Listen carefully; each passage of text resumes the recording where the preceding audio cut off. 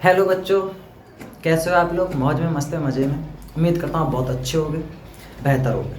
और पढ़ाई आपकी बहुत अच्छी चल रही होगी, बहुत बेहतर चल रही होगी। दोस्तों, आज मैं आपके सामने आ गया हूँ हाई स्कूल के 10th के मैथ का तीसरा प्रैक्टिस सेट लेके, जिसकी शुरुआत मैं कर रहा हूँ।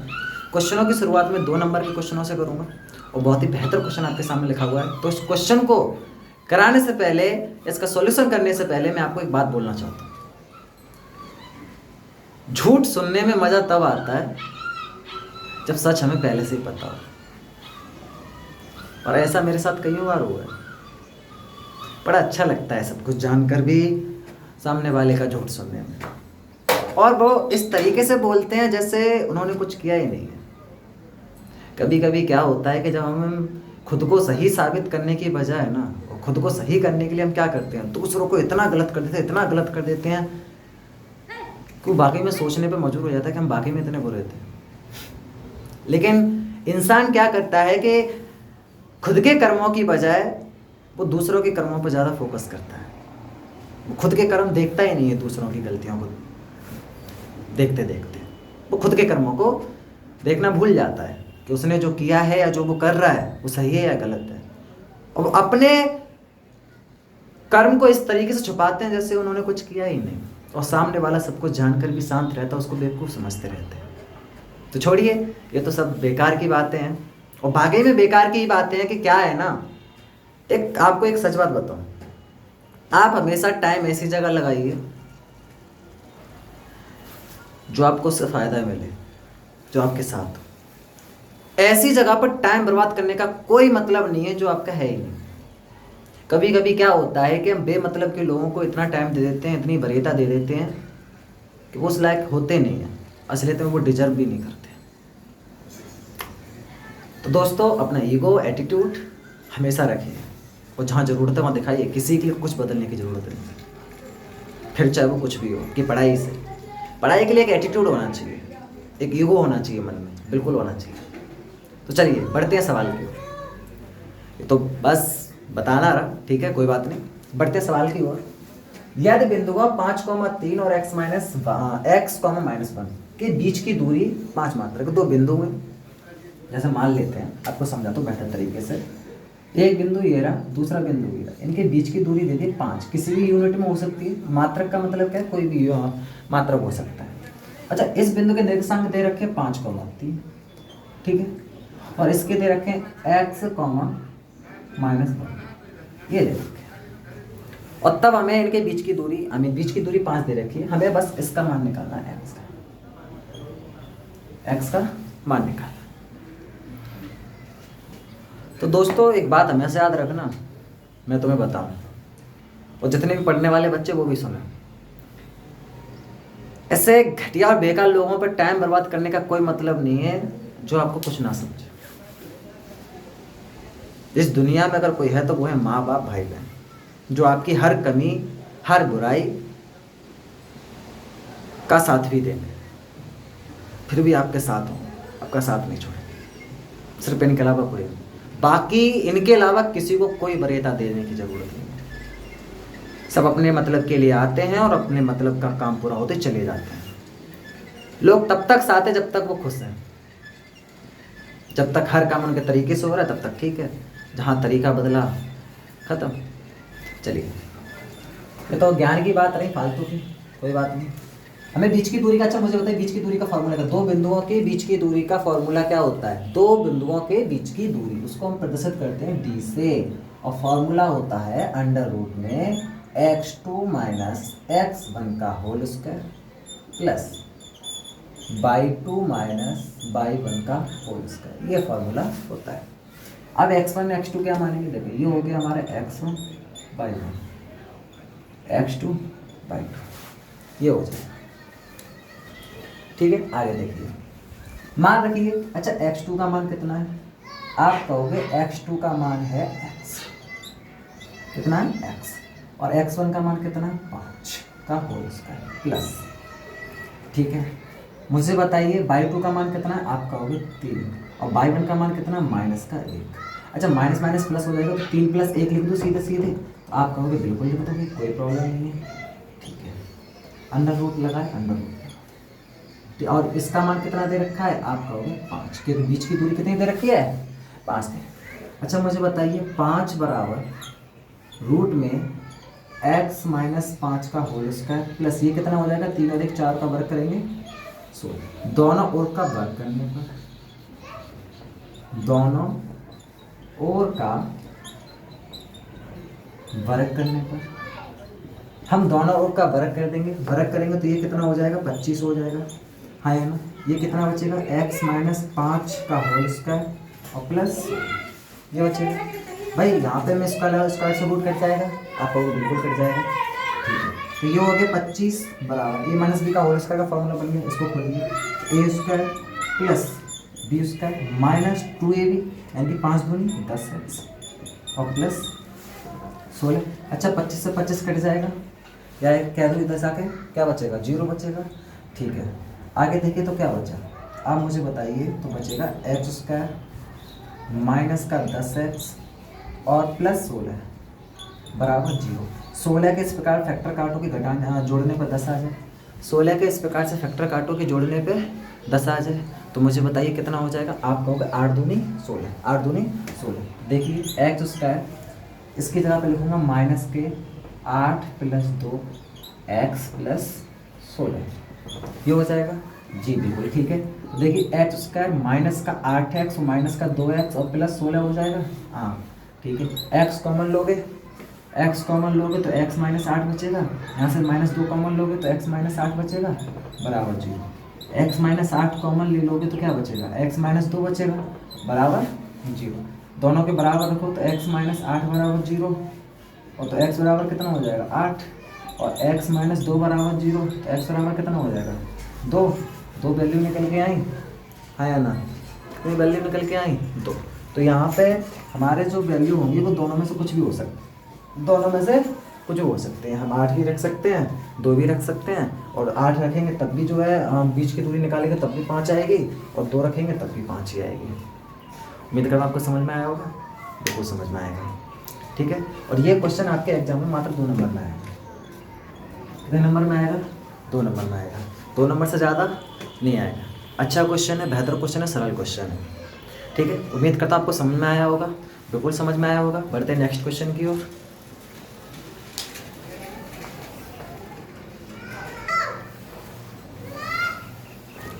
देखिए ये है हमारा नेक्स्ट क्वेश्चन, और ये क्वेश्चन भी आपके एग्जाम में मात्र 2 नंबर में ही आएगा, ठीक है। कितने नंबर में आएगा, 2 नंबर में, ठीक है। समझने की कोशिश करो, सवाल सरल है, आसानी से होगा, ज़्यादा दिमाग नहीं लगाना, बिल्कुल आसानी से होगा। कैसे होगा देखिए। अच्छा एक P बिंदु है, ठीक है, बिंदु A और B, अच्छा 2 बिंदु में, एक ये रहा, एक ये रहा, ठीक है।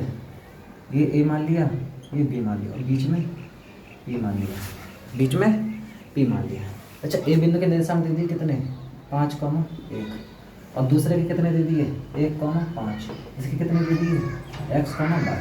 अब ये पूछ रहा है कि बताइए, सिद्ध करना है कि समान दूरी पर हो, तो सिद्ध कीजिए कि x और y बराबर दूरी पर, यानी कि ये और ये बराबर है, ठीक है। बस सिद्ध करना है ये दूरियाँ, ये जो P बिंदु है A और B के बिल्कुल बीच में, यानी बराबर दूरी पे है दोनों से, ठीक है। ये हमें सिद्ध करना है, तो सवाल आसानी से हो जाएगा।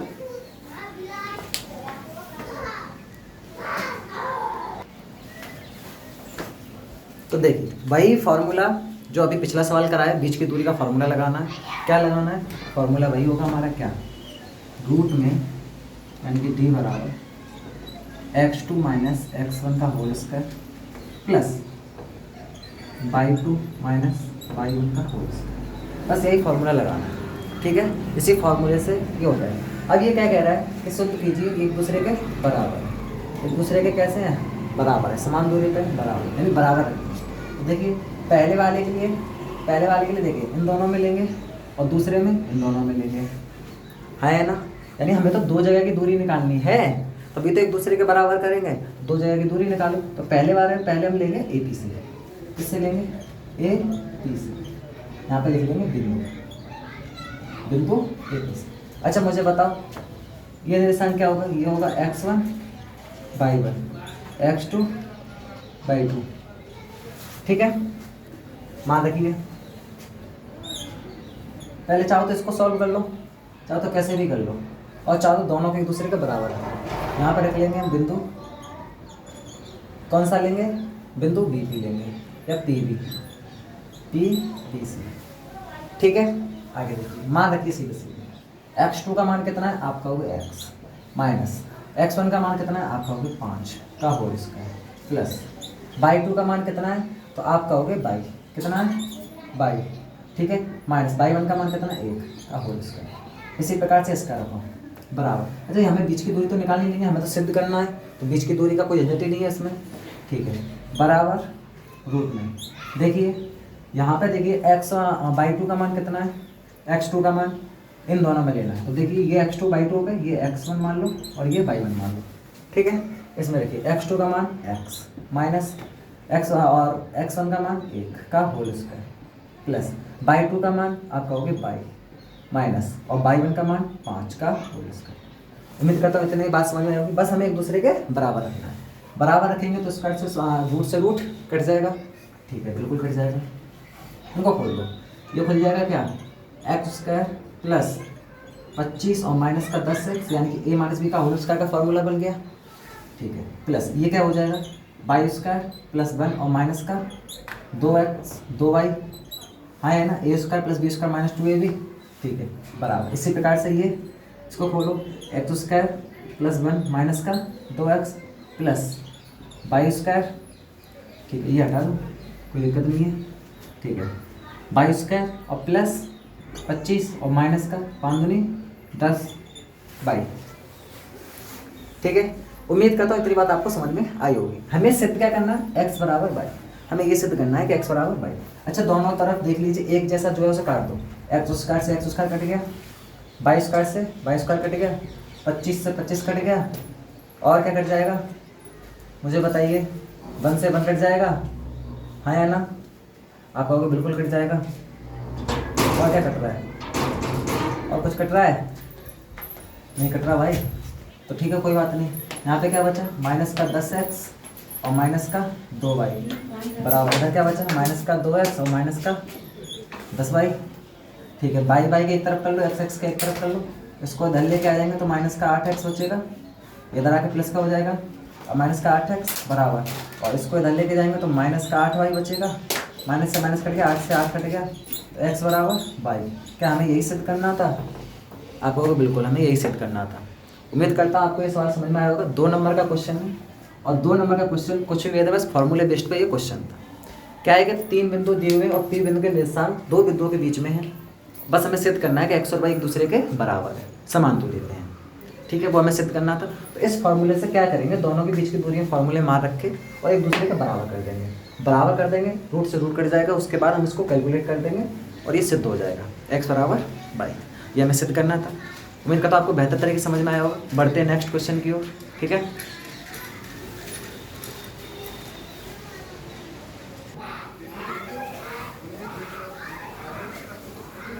देखिए ये है हमारा नेक्स्ट क्वेश्चन।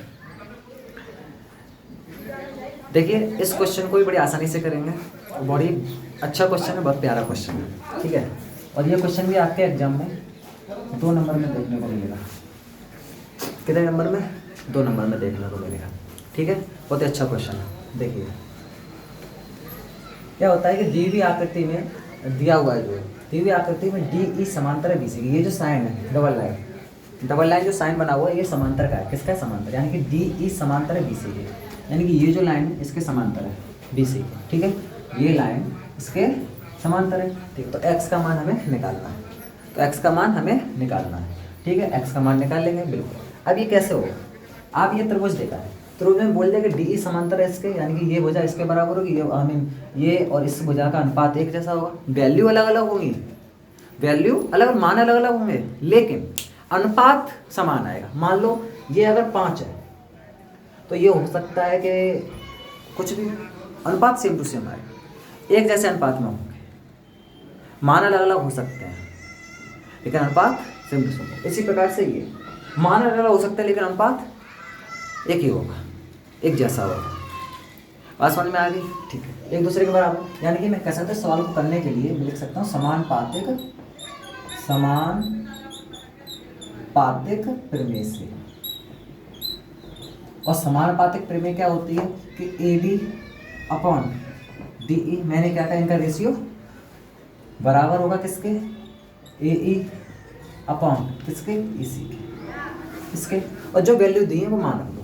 अच्छा, AD कितना दिया है, x प्लस 1, DE कितना दिया है 2, यहाँ पर E कहाँ है, B है ना, ठीक है, B x माइनस 1 बराबर AE कितना दिया है x प्लस 3 और EC कितना दिया है आप लोग x।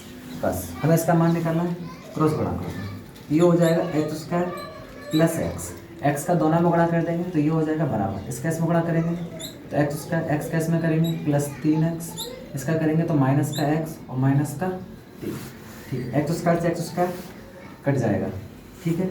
यहाँ पे क्या बचेगा x, हाँ या ना, 3x में से गया तो कितना बचा 2x और माइनस का 3, इसको इधर लेके जाओ, इसको इधर लेके जाओ तो ये घट जाएगा, इधर आके ये हो जाएगा, तो 2x में से एक x घटेगा, कितना बचेगा x बचेगा सिर्फ, हाँ या ना, 2x यहाँ प्लस के इधर आके जगह आएगा, घट जाएगा, तो 2x में से एक x घट जाएगा तो कितना बचेगा 1x, ये 3 इधर माइनस का किसका हो जाएगा प्लस का, यानी कि x बराबर कितना आएगा 3, कितना आएगा 3।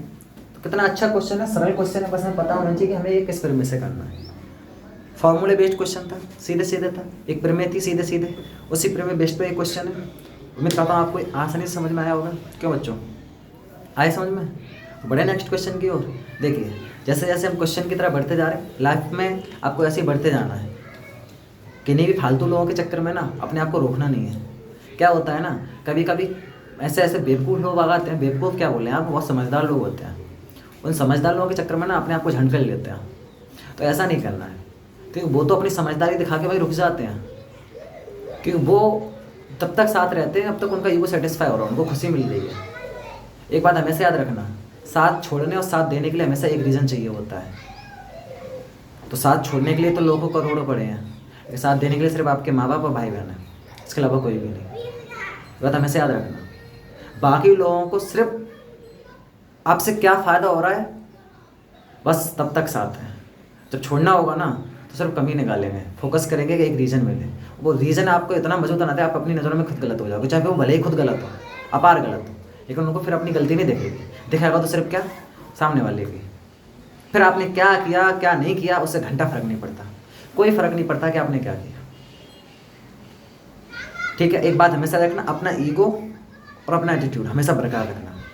2 कौड़ी के लोगों के लिए ये सब साइड करने की जरूरत नहीं है, बाहर में जाए लोग कोई मतलब नहीं है, हमेशा गर्दन नीचे रखनी है और आवाज़ नीचे रखनी है, तो अपने मम्मी पापा भाई बहन इनकी नीचे रखिए, इनसे हमेशा नज़र नीचे रखिए, आवाज़ भी नीचे रखिए, कोई बहस नहीं करनी, बाकी किसी की सुनने की ज़रूरत नहीं है, बाहर में जाए। जब सब लोग अपनी खुशी देख रहे आप भी देखिए। चलिए बढ़ते नेक्स्ट क्वेश्चन की ओर।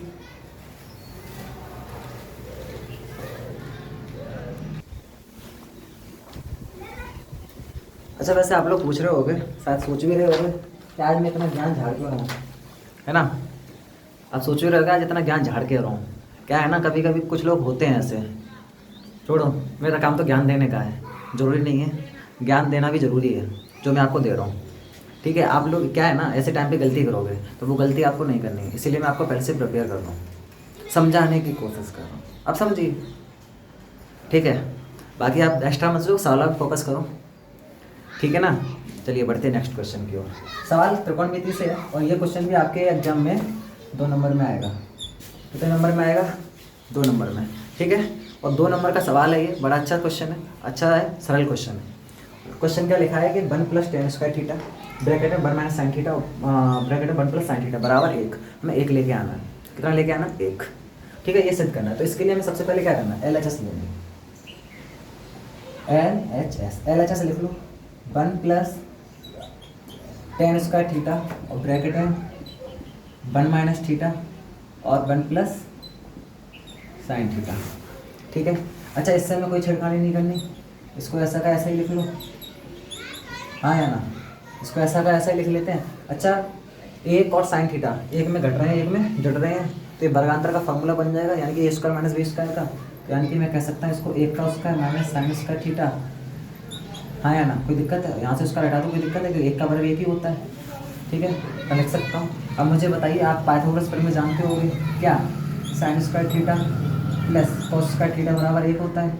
इसको मैं क्या कहते हैं, ऐसा करो, इसको इधर लेके जाएंगे तो cos स्क्वायर थीटा बराबर क्या हो जाएगा, तो आप कहोगे 1 माइनस साइन स्क्वायर थीटा हो गया। तो इसके बराबर मैं cos स्क्वायर थीटा लिख सकता हूँ, किसके बराबर, 1 माइनस साइन स्क्वायर थीटा के बराबर, बिल्कुल लिख सकता हूँ। तो लिख दीजिए 1 प्लस टेन स्क्वायर थीटा, और इसके बराबर में लिख दूंगा क्या, cos स्क्वायर थीटा। ठीक है, गुणा कर दीजिए, तो cos स्क्वायर थीटा के एक में गुणा करेंगे तो ये हो जाएगा cos स्क्वायर थीटा, प्लस ये हो जाएगा ten square theta into cos square theta, बिल्कुल ठीक है। cos स्क्वायर थीटा प्लस इसको मैं लिख लूँगा साइन स्क्वायर थीटा बट्टे cos square theta into cos square theta, इससे ये कट जाएगा। तो बचा क्या, आप कहोगे cos स्क्वायर थीटा बचा और प्लस साइन स्क्वायर थीटा बचा। अच्छा, अब चाहे इसको पहले लिख लो चाहे इसको पहले लिख लो, उससे कोई फर्क नहीं पड़ता क्योंकि दोनों प्लस में है। तो ये वैल्यू किसके बराबर है, आप कहोगे किसके बराबर, 1 के। तो ये दोनों बराबर हो जाए किसके, 1 के। तो ये हमारा RHS हो गया, क्या हो जाएगा, ये हमारा RHS हो जाएगा। बस सवाल को आप तरीके से कीजिए, आंसर आ जाएगा। सवाल को आप तरीके से कीजिए, आंसर आ जाएगा, बड़े बेहतर तरीके से आएगा। 2 नंबर का क्वेश्चन था, त्रिकोणमिति से बेस्ड था, और ये त्रिकोणमिति का क्वेश्चन बड़ी आसानी से आपने कर लिया होगा। अच्छा, ये मैं उम्मीद करूँगा, मान के चलूँगा सभी बच्चों से, ये मुझे उम्मीद है कि सभी बच्चे मेरे क्वेश्चन कराने से पहले इसको करते जरूर होंगे। वीडियो को पॉज कीजिए, उसके बाद खुद करने की कोशिश करो। नहीं आता है तो उसके बाद फिर वीडियो चलाइए, मैं कैसे बता रहा हूँ फिर उसके बाद कीजिए। अच्छा, मेरे बताने के बाद फिर चाहे आप एक बार को उसे खुद करने की कोशिश किया करो उसके बाद। ठीक है, चलिए बढ़ते हैं नेक्स्ट क्वेश्चन की।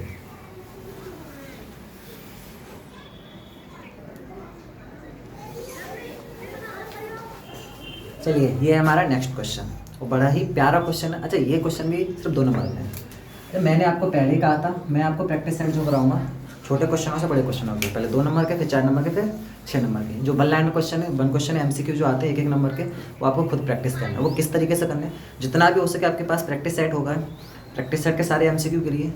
मैं नहीं कह रहा कि आपको सारे आते होंगे, लेकिन जो नहीं आते हैं उनको आप कॉपी पे लिख लो, चाहे तो वहीं के वहीं याद करने की कोशिश करो। ठीक है, और जो आते हैं अच्छी बात है। बुक के सारे प्रोग्राम MCQ कीजिए, बुक के जितने भी हैं, और प्रैक्टिस सेट के सारे कीजिए, यहाँ से वो कंप्लीट हो जाएंगे। पेपर में हम 15 में से 17-18 कर सकते हैं, बिल्कुल कर सकते हैं, ज़्यादा कठिन नहीं आएंगे, बिल्कुल सरल है। मेरा काम है सिर्फ 2 नंबर, 4 नंबर, 6 नंबर के क्वेश्चनों को कराना, वो मैं आपको रेडी कराऊंगा और बड़े बेहतर तरीके से कराऊंगा, हर तरीके से सवाल कराऊंगा। एग्जाम तक आप बस मेरे साथ बने रहिए, सवाल मैं सारे तरीके कराऊंगा। और हाँ, ये भगवान पर भरोसा करना बंद करो। बहुत लोग चूतियापा काट रहे हैं, करता रहेगा। ये बेवकूफ़ बनाना भाई पंडितों का काम है, और ये भगवान चक्कर में बेवकूफ़ मत बनो। भगवान उनके साथ होगा जो आप खुद करोगे। ठीक है, फालतू की रामायण है कि हाँ भगवान के आगे मत्था टेकेंगे, कुछ मांगेंगे मिलेगा, ऐसा कुछ नहीं होता। भगवान वही देगा जो आपको डिजर्व करेगा, बाकी सिर्फ हम उम्मीदें कर सकते हैं। और उम्मीदें जैसे जैसे करोगे ज़्यादा, वो आपको उससे ज़्यादा दुख मिलेगा, सबसे ज़्यादा उससे ही दुख मिलेगा। एक कड़वा सच है, शायद कोई माने ना माने, लेकिन सच है ये। तो बहुत से इतने क्या करें, मूर्खता चल रही है ना कि अच्छा, मैंने बहुत सी जगह पर देखा है कि हाँ किसी मंदिर में जाते हैं, भोले बाबा जो होते हैं उनके बगल में एक नंदी बाबा भी होते हैं, उनके कान में कुछ बोलने से मन्नत पूरी जाती है। सब फेक है, सब फेक है, ऐसा कुछ नहीं होता भाई। मैं ये नहीं कह रहा कि भगवान को मत मानो, लेकिन सिर्फ मन से मानो, सिर्फ मन से मानो। मांगना है अपने मन से मांगो, पूरा हो जाए तो ठीक है, ना हो तो कोई बात नहीं, खुद को दोष दे लो। सब फालतू की बातें हैं कि हाँ यहाँ जाओ तो ऐसा मांगेंगे तो ऐसा होगा, कुछ नहीं होता।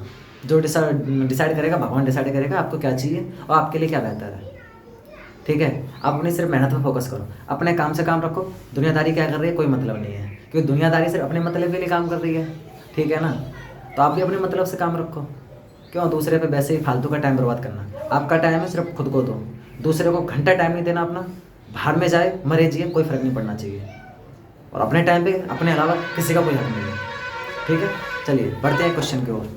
अच्छा, ये क्या कह रहा है कि 14 सेंटीमीटर त्रिज्या वाले वृत्त में कोई चाप के अंदर केंद्र पर 45 डिग्री का कोण बनाता है, तब त्रिज्यखंड का क्षेत्रफल ज्ञात कीजिए। पहले तो हमें ये जानना है कि त्रिज्यखंड क्या होता है, क्या जानना है पहले, त्रिज्यखंड क्या होता है। ठीक है, अच्छा दिया क्या क्या है कि r बराबर दिया है 14 सेंटीमीटर, ठीक है, और थीटा बराबर दिया है कितना, 45 डिग्री।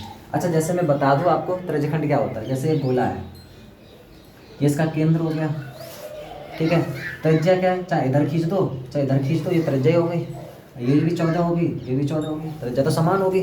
कहीं भी खींच दो लाइन, त्रिज्या समान होगी, चाहे कहीं भी खींच दो। आगे कह रहा है केंद्र पर, केंद्र ये रहा, यहाँ पे कितने डिग्री का कोण बना रहा है 45 डिग्री। अब त्रिज्यखंड क्या होगा, त्रिज्यखंड जो होगा वो इतना हिस्सा होगा, ये जैसे ओ, इसको ए मान लो, ये बी मान लो, तो ओ ए बी ये क्या है, त्रिज्यखंड है, त्रिज्यखंड है। अलग से डायग्राम बना के दिखा देता हूँ, ये इस तरीके का हिस्सा मैंने निकाल लिया, ये एक त्रिज्यखंड है, क्या है, त्रिज्यखंड। और इसी का हमें क्षेत्रफल निकालना है, क्या निकालना है, क्षेत्रफल। तो वही मैं लिखूंगा कि त्रिज्यखंड का क्षेत्रफल क्या होता है, त्रिज्यखंड का क्षेत्रफल बराबर क्या होता है बताइए। तो आप कहोगे थीटा बत्ते 360 degree into pi r square, ये त्रिज्यखंड का क्षेत्रफल होता है। ऐसा करते हैं, चाहो तो पाई का मान रख लेंगे, ऐसा कोई प्रॉब्लम नहीं है, ठीक है। थीटा का मान कितना है 45 डिग्री, ठीक है, 360, और पाई का मान कितना होता है 22/7, आर का मान कितना 14, और 14 पे स्क्वायर करेंगे तो 2 बार हो जाएगा, यानी कि 14 गुणा 14, 14 का स्क्वायर लिखोगे तो 14 गुणा 14 लिख लेंगे, कोई दिक्कत नहीं है, कोई दिक्कत नहीं है। 7 से कट जाएगा ये 2 बार, 45 से कितने बार कट जाएगा, ये कट जाएगा पूरी तरह, 4 चौके 4 अट्ठे 32, 5 चौक 20, ठीक है, कट जाएगा, 8 बार कट जाएगा, कितने बार कट जाएगा 8 बार, और कट रहा है कुछ, 2 से काट दो, ये 2 से कट जाए कितने 4 बार, और 2 से फिर काट दो ये 11 बार, फिर 2 से काट दो ये 7 बार, ठीक है। क्या बचा, ये पूरी तरह कट गया, यहाँ पे क्या है 77, यहाँ 77 बचेगा बस। अरे सेंटीमीटर में दिया ना, तो जैसे सेंटीमीटर में दिया तो ये भी किस में आ जाएगा, क्षेत्रफल वर्ग सेंटीमीटर, तो ये आंसर हो जाएगा। अब बताइए 2 नंबर का क्वेश्चन है, कुछ था इस क्वेश्चन में, आप कहोगे बिल्कुल भी नहीं, क्यों, क्योंकि हमें सिर्फ ये पता होना चाहिए कि त्रिज्यखंड क्या होता है, त्रिज्यखंड का फॉर्मूला क्या होता है, तो हमें फॉर्मूला पता है, वैल्यू तो सीधे सीधे दी है, मान रख दिया और कैलकुलेट कर दिया। इतना करने में अब बताओ, अगर फॉर्मूले बेस्ड पे कोई क्वेश्चन आ रहा है उसको करने में क्या है, कुछ भी नहीं। कैलकुलेशन नहीं हो रहा तो आपकी गलती है, फॉर्मूला याद नहीं है तो आपकी गलती है, पढ़ाने वाले की गलती नहीं है। फिर वो आपने ऐसी तैयारी नहीं की, आपको कोई फॉर्मूले बेस्ड याद नहीं है। कैलकुलेशन ज़्यादा कठिन है तो वो टीचर का काम है कि उसको सरल बनाए, तरीके बताए, तो वो मेरा काम है, बाकी आप प्रैक्टिस कीजिए। अब बताइए ये फॉर्मूले बेस्ड पे था, फॉर्मूला आपको पता हो, क्वेश्चन आसानी से हो गया, बिल्कुल हो गया, कुछ था इस वेद में नहीं, तो बड़े ऐसे नेक्स्ट क्वेश्चन की ओर, ठीक है देखते हैं।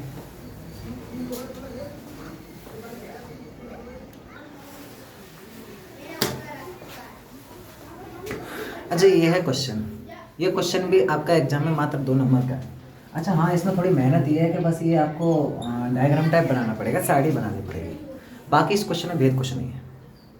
सवाल में हमें क्या निकालना है, हाँ समांतर माध्य निकालना है, क्या निकालना है, समांतर माध्य, और समांतर माध्य निकालना है, और उसके लिए ये साड़ी दी हुई है, 12 बार का दिया है और वर्ग अंतराल दिया है, तो इस सवाल में कुछ इस तरीके से ही बन के आएगा, और ऊपर लिख देगा माध्य ज्ञात कीजिए, ठीक है। उसके बाद हमें इसका तरीका बदलना है, तरीका क्या, तो हम पहले क्या लिख लेंगे, पहले लिख लेंगे वर्ग अंतराल, ठीक है। उसके बाद क्या लिख लेंगे, उसके बाद लिख लेंगे हम 12 बार का, जो दिया है पहले वो लिख लेंगे, ठीक है। 2 नंबर का क्वेश्चन है तो ज़्यादा कठिन जाएगा नहीं, माध्यम सीधे सीधे निकाल लेंगे। फिर दिया है क्या, माध्य। अब अच्छा क्वेश्चन में 3 तरीके से हो सकते हैं, अब वो हमें नंबर के अनुसार करना है क्वेश्चन को, वहाँ पे विधि लिख के देगा, यहाँ पे कोई विधि लिख के नहीं बोली, तो हम अपने तरीके से कर देंगे। तो फिर हम इसका मान निकाल देंगे माध्य का, क्या निकाल देंगे, माध्य का, ठीक है। 3 तरीके से हम क्वेश्चन को करते हैं, 3 विधि होती हैं, और वो पेपर में ज़्यादा बड़े क्वेश्चन में देगा, ज़्यादा नंबर में देगा, तो वो विधि लिख के देगा माध्यिका। और माध्यिका के बाद क्या होगा आपका, माध्यिका के बाद चलो देखते हैं बाद में, माध्यिका के बाद जो होता है, अच्छा 12 बार तो हम एक्स से बोलते हैं और इसको बोलते हैं हम एक्स से। माध्यिका के बाद जो होता है वो इन दोनों गुणनफल होता है, यानी कि एफ एक्स, क्या होता है एफ एक्स। अब जो दिया है वो रखो, जो दिया है वो रखो। दिया क्या वर्ग अंतराल, 0 से 10, 10 से 20, 20 से 30, और 30 से 40, और 40 से 50, ये वर्ग अंतराल दिया है। अच्छा ये क्या दिया है, एफ कितना दिया है, आप कहोगे 3, 10, 11, 9 और 7, ये दिया। अच्छा माध्यिका कैसे निकालेंगे, माध्यिका कैसे निकालेंगे, तो देखिए माध्यिका क्या होता है, जो वर्ग अंतराल दिया होता है, ठीक है। माध्यिका निकालने का तरीका बताऊं, माध्यिका हमेशा जो वर्ग अंतराल दिया होता है, वर्ग अंतराल का जो योग होता है उन दोनों को जोड़ के और 2 का भाग दे दो, उनका आधा कर दो, 2 का भाग मतलब आधा, तो वो जो निकल के आएगा वो वर्ग अंतराल होता है, सॉरी माध्यिका होती है। जैसे 0 और 10 जोड़ोगे तो कितना हो जाएगा 10, और 10 में 2 का भाग दोगे तो कितना आएगा 5।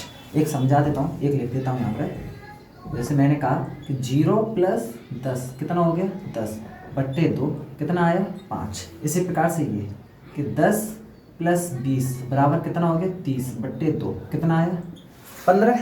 इसी प्रकार से ये कितना हो जाएगा 20 और 30 50 कितना हो जाएगा 25, 30 और 40 70, 70 में आधा कर दोगे तो 35, ठीक है 40 50 90, 90 का आधा कर दोगे 45। ये तो हो गए ना पूरे 4 तक 1 2 3 4, ये इसके बराबर हो जाएगा, ये हो जाएगा कितना 45। ठीक है सारी सीध पे हैं, भूल लेना। तो ऐसे आपको खाने तो बनाने पड़े, कॉलम बना लेना है। अब निकालना है एफ एक्स का मतलब क्या है कि इन दोनों का हमें गुणा करना है, इन दोनों का क्या करना है गुणा। तो कीजिए 3 का गुणा 5 में करेंगे कितना हो जाएगा 15, 10 का गुणा 15 में करेंगे तो कितना हो जाएगा 150, ठीक है। 11 का 25 में करूँ तो 11 पंजे 55, 2 बचा, सॉरी 5 बचा, और 11 दूनी 22 और 5 27। एक बार फिर से देखिए 11 पंजे 55 का 5 यहाँ से लगा 5, और 11 दूनी 22 और 5 27 हो जाएगा, ठीक है। ये कीजिए 9 पंजे 45, 9 पंजे 45, 4 बचा, 9 3 27 और 4 बताइए 27 और 4 कितने हो गए 31, 315। हाँ है ना। एक बार फिर से देखिए 9 पंजे 45, 4 बचा, और 9 3 27 और 4 31 हो गया, ठीक है। इसका कीजिए, इसका करेंगे तो 7 पंजे 35 है ना, 3 बचा, और 7 चौक 28 और 3 31, ये भी 315 हो जाएगा, जो बिल्कुल ठीक है। अब इतना समझ में आया होगा। अच्छा माध्यिका निकालने का एक और तरीका बता दूं, आपको हर बार जोड़ना और 2 का भाग देने की ज़रूरत नहीं है, हमें सिर्फ 1 निकालना है। सिर्फ कितना निकालना 1, तो हमने 1 निकाला तो कितना आया 5 आया, दोनों को जोड़ के कितना आया, और 2 का भाग दिया तो 5 आया। उसके बाद ये देखो कि वर्ग अंतराल में अंतर कितने का है, तो आप कहोगे 0 से 10 में अंतर है 10 का, 10 से 20 में अंतर है 10 का, 20 से 30 में अंतर है 10 का, यानी सब में कितने का अंतर है 10 का। तो प्रत्येक में 10 हो तो जो माध्यिका की जो पहली संख्या है उसमें 10 10 जोड़ते जाओ। 5 में 10 जोड़ेंगे 15, 15 में 10 जोड़ेंगे 25, 25 में 10 जोड़ेंगे 35, 35 में 10 जोड़ेंगे 45, सभी में निकल के आया 10 का अंतर, जो अंतर है वही जोड़ते जाओ, ठीक है। अच्छा इतनी बात समझ में आई, तो अब आप कहोगे बिल्कुल समझ में आई। अच्छा इतनी बात समझ में आई, जी बिल्कुल समझ में आई, क्यों नहीं आई, ठीक है। अच्छा इनको जोड़ लो, इनको जोड़ेंगे तो सिग्मा लगा लेंगे, सिग्मा एफ एक्स। इनको जोड़िए भाई कितना हो गया 5 और 5 10, 10 और 5 15, 15 5 20 का 0 कितना होगा 20 का 0, यहाँ से लगा 2, यहाँ से लगा कितना 2, 5 और 5 10, 10 और 5 15, 15 5 20 का 0, यहाँ से लगा 2, 2 और 1 3, 3 और 5 8, 8 और 7 15, 15 और 2 कितना होगा 17, 17 का 7, यहाँ से लगा 1, 1 और 2, 1 और 1 2, 2 और 2 4 और 3 7 और 3 10, तो कितना हो जाएगा 1070, कितना हो जाएगा 1070, ठीक है। इतनी बात समझ में आई। आगे देखिए, अब ये देखिए ये बारंबारता जो दी होती है इनका भी जोड़ करना है, तो इसको हम बोलते हैं सिग्मा एफ। क्या बोलते हैं सिग्मा एफ, क्या बोलते हैं सिग्मा एफ। इनको भी जोड़िए भाई, 3 और 10 13, 13 और 11 कितने हो गए बताइए मुझे, 13 और 11, 11 तो 22 और 2 24, 13 और 11 24 हो गए, है ना। 24 और 9 कितने हो गए 33, 33 और 7 कितने हो गए 40, कितने हो गए 40। सिग्मा एफ आया 40 और सिग्मा एफ एक्स आया 1070। अच्छा इससे हमें कोई लेना देना नहीं है, इससे हमें कोई लेना देना नहीं है। अब क्या पूछा है माध्य, तो माध्य का फॉर्मूला क्या होता है मुझे बताओ। माध्य का फॉर्मूला होता है सिग्मा एफ एक्स बट्टे सिग्मा एफ। क्या होता है सिग्मा एफ एक्स बट्टे सिग्मा एफ, बस ये हमें याद रखना। तो सिग्मा एफ एक्स का मान कितना है 1070, और सिग्मा एफ का मान कितना है 40, कितना है 40। अच्छा यदि ये पॉइंट में जाएगा, किसमें जाएगा पॉइंट में, किसमें जाएगा पॉइंट में। अब ये क्वेश्चन आपके पेपर में है तो 2 नंबर का, हाँ थोड़ी तो मेहनत करनी पड़ेगी भाई। अब इसमें कुछ होता तो है नहीं, बस ये वैल्यू निकालनी होती है, इसीलिए क्वेश्चन दे देता है 2 नंबर में, ठीक है। अब ये तो आप कर ही लोगे, भाग तो दे ही लोगे, पॉइंट में जो आंसर आएगा वही हमारा माध्य होगा। बोलो बोलो समझ में आया।